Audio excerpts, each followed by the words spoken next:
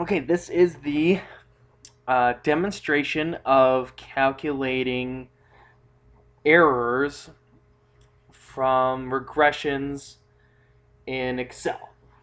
So first, I'm just starting with a blank Excel sheet here, and I'm going to begin with some data. So I'll have my Y and my X here, and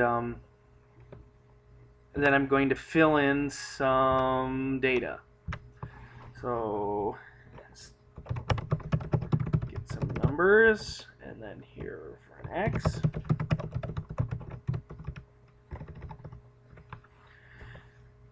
So I've got, so I just typed in some random numbers here. I'm going to explain Y, excuse me, with this X data. And for the error questions in the quiz, for some of them, you're given a model. So let's say that my model that I'm given in my quiz was that Y is equal to 0.5 plus 1.2 times X. It doesn't really matter what you were given. The point is that you use the model that you were given in the question. So this those coefficients 0.5 and 1.2, if it was regression, we would have estimated them to be the best fit line. The quiz questions, it's not the best fit line. It's a model that's not as good. So you're going to get higher errors because you're not using the best model. But we can still figure out how bad our model is, even if we're not using the best one. And so to figure that out, we need to calculate the errors for each individual observation. And that means first things first, we need to get Y hat. So Y hat is our predicted value using our model for each observation. So if we predict that Y is equal to 0.5 plus 1.2 times X, that's the first thing I need to do. So I'm predicting 0.5 plus 1.2 times X. And I'm going to leave that as a relative cell reference. So I am pointing at cell B3, and I'll say 0.5 plus 1.2 times B3. Enter. So 0.5 plus 1.2 times 1 is 1.7. So that's my prediction for observation number 1. And now I've got this little box here to fill down. So I'll fill down to there. I start here, I fill down. You could also copy and paste. So I Control C, Control V, Control V. I'm pasting here, but I'm getting the same result. Okay, so I have here my predictions. And so now I can think about my errors. So the error, remember, is equal to Y minus Y hat. And so that's what I'm going to do here. Y2 minus Y hat, 1.7. A3 minus C3. So there's my error, right? I predicted 1.7. The actual Y was 2, so I'm off by 0.3. And if I copy, Control C, I can paste, paste, paste, paste. Or I could just fill down. So if I look at this last one here, I'm pointing at that last Y hat and the last Y. So now that I have my errors, I can think about calculating all of the different error measures we talked about in class. So the first one I want to do is mean absolute deviation. Okay, so mean absolute deviation is the average of the absolute value of the errors. So these errors, notice some of them are negative, and we need to get rid of that in some way. One way is to square the errors, another way is to take the absolute value. So in Excel, you do absolute value with equals ABS, absolute value, and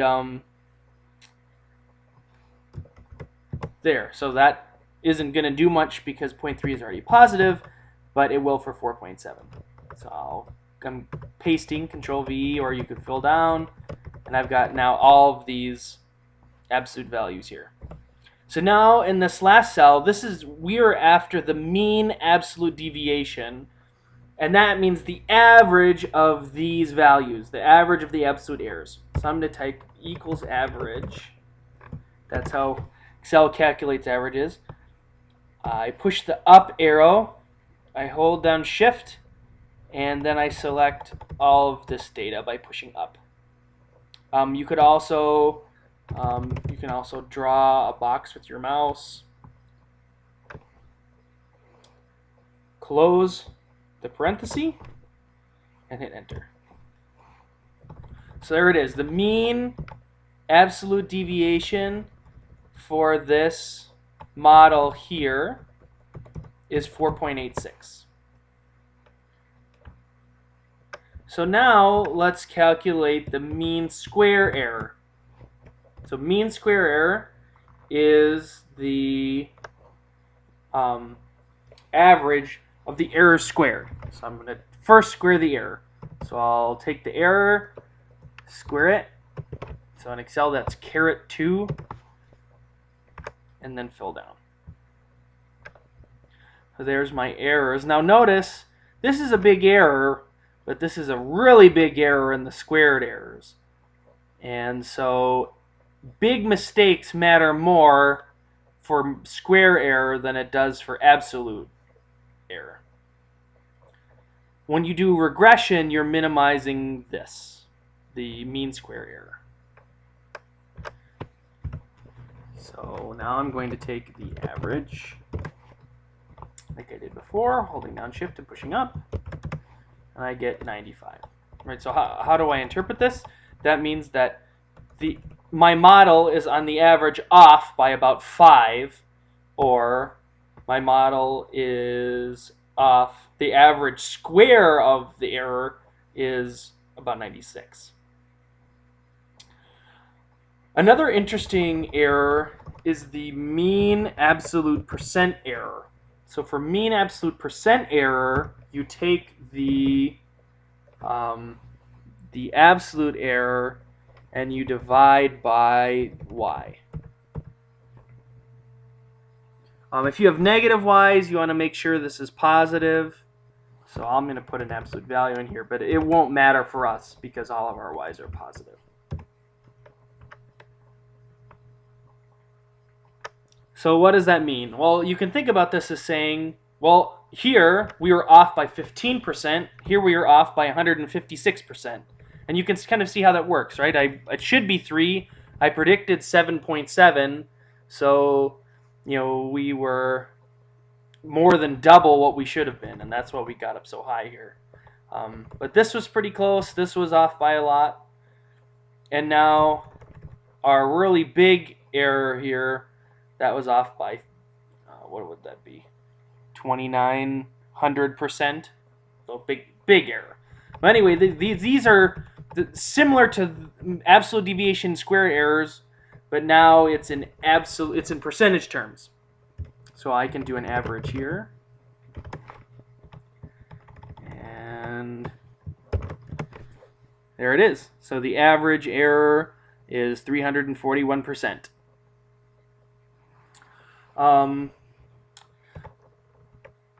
There are some versions for these, so you can get the summed absolute deviations, the sum of squared errors, and the sum absolute percent error. And to do that, you do the exact same thing as the average, only now we'll type equals sum. So I'll draw my box and close the parentheses. Copy, paste, and paste. So there's our summed squared errors and our summed absolute percent error.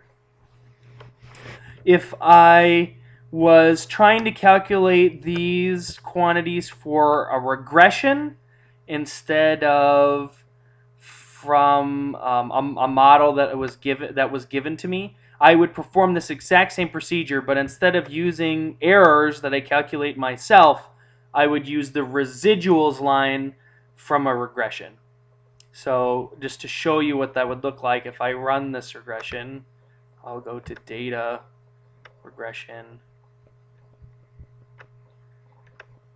and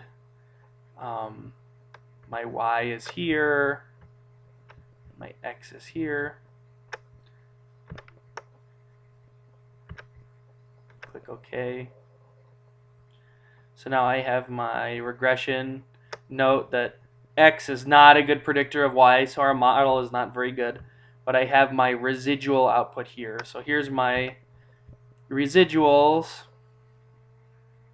and I could calculate the exact same quantities that I did before. So I'm going to replace residuals with E, and now you do the exact same thing that we just did, only with E's that Excel told you instead of your own, from your own model. So that is how you calculate the error diagnostics for regressions, and the other forecasting models we'll talk about next time.